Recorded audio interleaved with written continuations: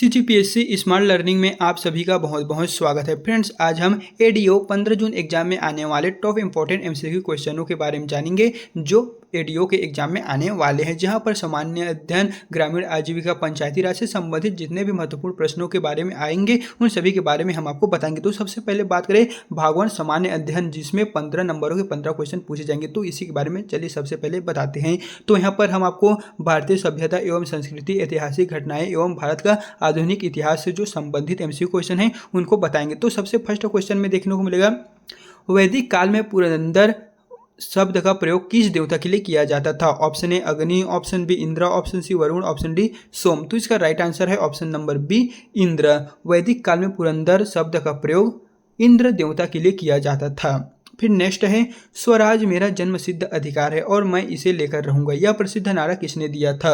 Option A Mahatma Gandhi ने, option B बाल गंगाधर तिलक ने, ऑप्शन सी सुभाष चंद्र बोस ने, ऑप्शन डी लाला लाजपत राय ने। तो इस क्वेश्चन का सही आंसर हो जाएगा ऑप्शन नंबर बी बाल गंगाधर तिलक ने। स्वराज मेरा जन्म सिद्ध अधिकार है और मैं इसे लेकर रहूंगा, इस जो नारा है, प्रसिद्ध नारा है, इसे बाल गंगाधर तिलक ने दिया था। फिर अब हम बढ़ते हैं नेक्स्ट क्वेश्चन की ओर, जहां पर फ्रेंड्स नेक्स्ट क्वेश्चन में देखने को मिलेगा, अखिल भारतीय मुस्लिम लीग की स्थापना किस वर्ष हुई है? Option A 1905, option B 1906, option C 1907, option D 1909। तो इसका राइट आंसर है ऑप्शन नंबर बी 1906 में अखिल भारतीय मुस्लिम लीग की स्थापना हुई है, यही वह सन है। फिर हम इकाई 2 में आते हैं, जहां पर सामान्य विज्ञान एवं प्रौद्योगिकी तथा राष्ट्रीय तथा अंतर्राष्ट्रीय महत्व की जो समसामयिक घटना है उसके बारे में बताएंगे। तो फर्स्ट में है, मानव शरीर की सबसे बड़ी ग्रंथि कौन सी है? ऑप्शन ए अग्नाशय, ऑप्शन बी यकृत लीवर, ऑप्शन सी थायराइड ग्रंथि, ऑप्शन डी पिट्यूटरी ग्रंथि। तो इसका जो करेक्ट आंसर हो जाएगा वो फ्रेंड्स है ऑप्शन नंबर बी यकृत लीवर। मानव शरीर की सबसे जो बड़ी ग्रंथि होती है वो लीवर है। एंड आपको किस टॉपिक और वीडियो चाहिए, हिंदी अंग्रेजी, आप जल्दी से कमेंट बॉक्स में हमें बताइए। ऑपरेशन दोस्त किस देश में भूकंप पीड़ितों की सहायता के लिए भारत द्वारा चलाया गया था? यानी कि आपको उस योजना का नाम बताना है जो ऑपरेशन दोस्त भूकंप पीड़ितों की सहायता के लिए भारत में चलाई गई थी। यूक्रेन, तुर्की और सीरिया, अफगानिस्तान और नेपाल। तो इसका राइट आंसर हो जाएगा ऑप्शन नंबर बी तुर्की और सीरिया। ऑपरेशन दोस्त तुर्की और सीरिया है, जो भूकंप पीड़ितों की सहायता के लिए भारत द्वारा चलाया गया एक ऑपरेशन है।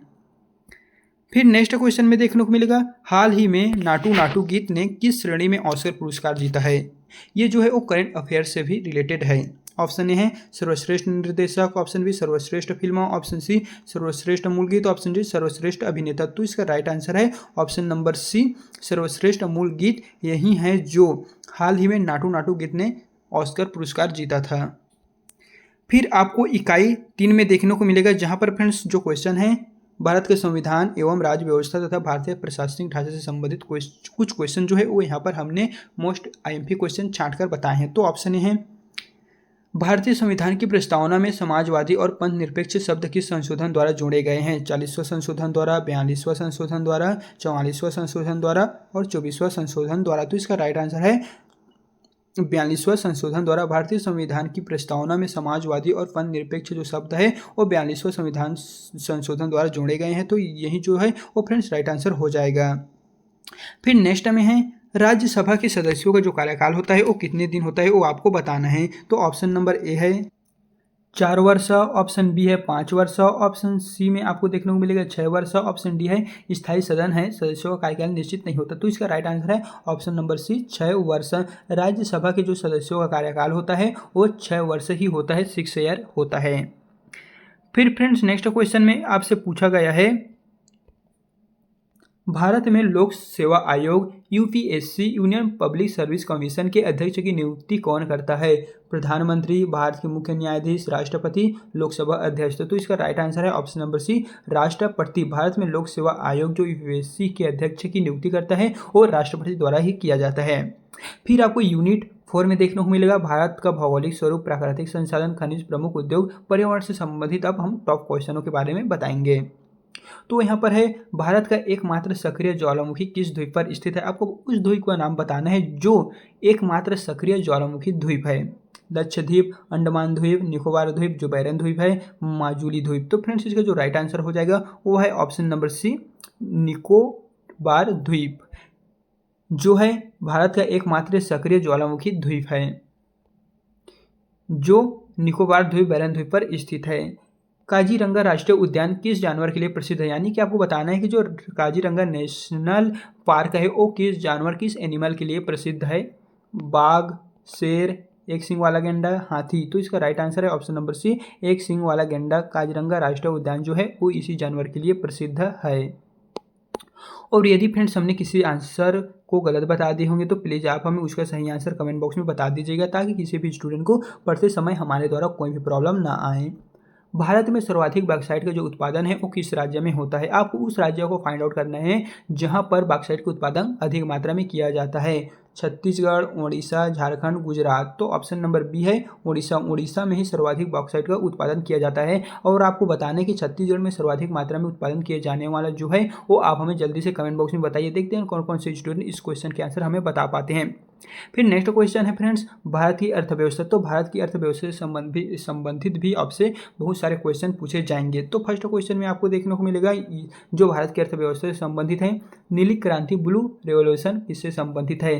तिलहन उत्पादन, दुग्ध उत्पादन, मत्स्य उत्पादन, उर्वरक उत्पादन। तो इसका राइट आंसर है ऑप्शन नंबर सी, मत्स्य उत्पादन। जो नीली क्रांति या ब्लू रेवोल्यूशन के नाम से जाने जाते हैं वो मत्स्य उत्पादन है। फिर आपको नेक्स्ट क्वेश्चन में देखने को मिलेगा, भारतीय रिजर्व बैंक जो आरबीआई है, रिजर्व बैंक ऑफ इंडिया, राष्ट्रीयकरण किस वर्ष में हुआ था। 1935 में, 1935 में, 1947 में, 1947 में, 1949 में, 1949 में, 1955 में, 1955 में। तो इसका राइट आंसर है ऑप्शन नंबर सी, 1949। 1949 में रिजर्व बैंक ऑफ इंडिया का राष्ट्रीयकरण किया गया था।